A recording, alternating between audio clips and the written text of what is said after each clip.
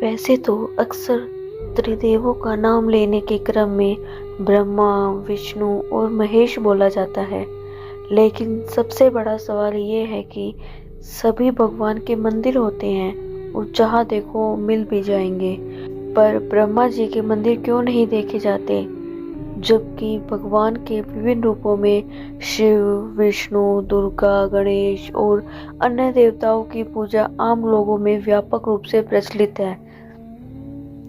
लेकिन शायद ही हमें कभी ब्रह्मा जी का मंदिर देखने को मिलता है। बहरहाल, इसका जवाब हमें पौराणिक कथाओं में ही मिल जाता है, लेकिन पौराणिक कथाओं में भी कई तरह के सिद्धांत और कहानियों को बतलाया गया है। हिंदू पौराणिक कथाओं में संपूर्ण सृष्टि का रचनाकार ब्रह्मा को कहा जाता है, जिन्होंने अपने ही शरीर से देवताओं, राक्षसों, पुरुषों और इस धरती पर मौजूद सारे प्राणियों को बनाया है। ऐसा माना जाता है कि ब्रह्मा के 4 सिर हैं, जिन्हें चारों वेदों के प्रतीक के तौर पर देखा जाता है। शुरू में उनके 5 सिर थे, जिसमें से एक को शिव जी ने क्रोध में आकर काट दिया था। एक सिद्धांत यह मानता है कि इंसान अक्सर उन्हीं देवी देवताओं की पूजा करता है जो आमतौर पर एक योद्धा होते हैं। भारत में सभी देवी देवताओं के मंदिर तो सहज ही मिल जाएंगे, पर ब्रह्मा जी का मंदिर बहुत ही रेयर आपको देखने को मिलेगा। सरस्वती, विद्या की देवी, और ब्रह्मा, सृष्टि के रचनाकार के भी मंदिर आपको शायद ही कहीं मिल पाएंगे। शास्त्र अनुसार कहा जाता है कि ब्रह्मा ने सृजन के दौरान एक ही चौंकाने और बेहद ही सुंदर महिला को बनाया था। हालांकि उनकी यह रचना इतनी सुंदर थी कि वे उनकी सुंदरता से मुग्ध हो गए और ब्रह्मा उसे अपनाने की कोशिश करने लगे।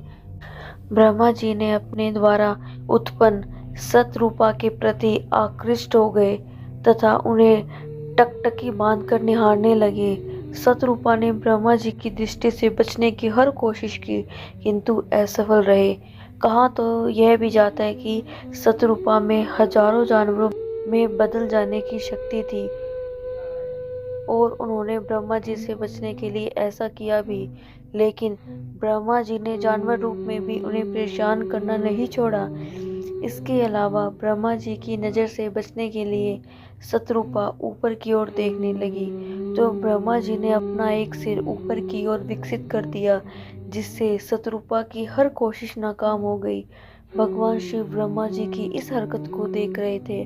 शिव की दृष्टि में सतरूपा ब्रह्मा की पुत्री सदृश थी, इसलिए उन्हें यह घोर पाप लगा।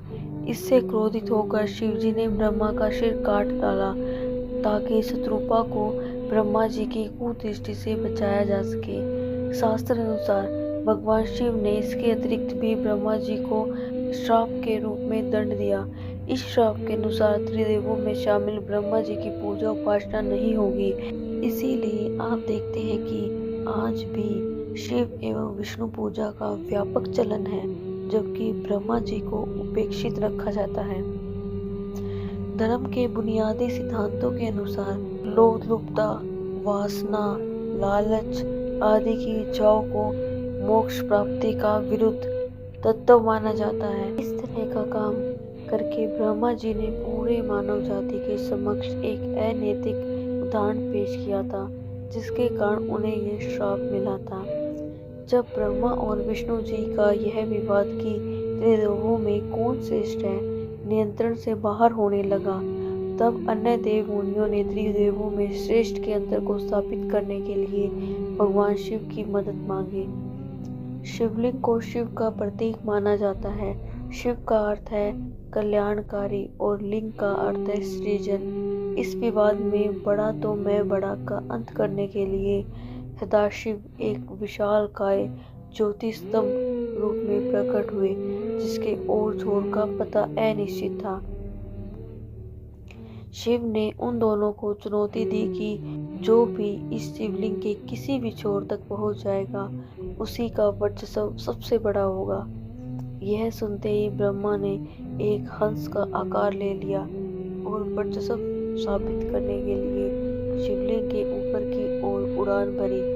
वहीं विष्णु ने एक सुअर के रूप में वेश बदलकर शिवलिंग के नीचे के क्षेत्र में उतरे। जैसे ही कुछ दूर तक विष्णु जी ने यात्रा तय की, उन्हें एहसास हुआ कि इससे पहले भी शिव ने उन्हें मात दी थी। अतः विष्णु लौट आए और भगवान शिव को सुप्रीम रूप से स्वीकार किया। वहीं ब्रह्मा ने रास्ते में ऊपर की तरफ बढ़ते समय केतकी फूल से मुलाकात की और केतकी को यह बोलने के लिए मनाया कि वे शिव को जाकर बताए कि ब्रह्मा शिवलिंग के सबसे ऊपर छोर तक पहुंच गए थे। शास्त्र अनुसार ब्रह्मा जी की बात मानकर केतकी फूल ने भगवान शिव से झूठ कहा, जिसका पता शिव जी को लग गया। इसके बाद भगवान शिव ने क्रोधित होकर ब्रह्मा जी को श्राप दे दिया कि उनकी पृथ्वी पर कहीं भी पूजा नहीं की जाएगी और केतकी फूल का किसी भी धार्मिक अनुष्ठान में पूजा के लिए इस्तेमाल नहीं किया जाएगा। लाजमी है कि अन्य पौराणिक कहानियाँ अनैतिक गतिविधियों के प्रति डर पैदा करने के लिए बनाई गई होती हैं। बहरहाल भारत में ब्रह्मा जी के कुछ ही मंदिर हैं, जिनमें से राजस्थान के पुष्कर में स्थित यह मंदिर प्रमुख है। इस स्थान को ब्रह्मा जी का घर भी कहा जाता है।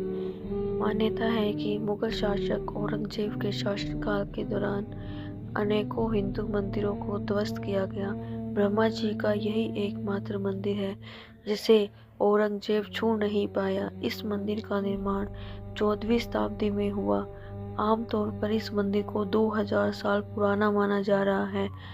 तमिलनाडु के कुंभकोणम में स्थित ब्रह्मा जी के इस मंदिर को भी भारत के अन्य सभी मंदिरों में से प्रमुख मंदिर माना जाता है। आंध्र प्रदेश के चेब्रोलू में चतुर्मुख ब्रह्मा मंदिर इस तरह के दूसरे मंदिरों में से एक है, जिसे लगभग 200 साल पहले राजा वासिरेड्डी वेंकटाद्रि नायडू द्वारा बनाया गया। यहाँ पर ब्रह्मा के साथ शिव की भी पूजा की जाती है। धन्यवाद दोस्तों। प्लीज़ कमेंट सेक्शन में कमेंट करके बताएं कि आपको हमारी वीडियो कैसी लगी और प्लीज़ लाइक एंड सब्सक्राइब करें हमारे चैनल को। अमायशा इंस्पायर डेली को। हर हर महादेव।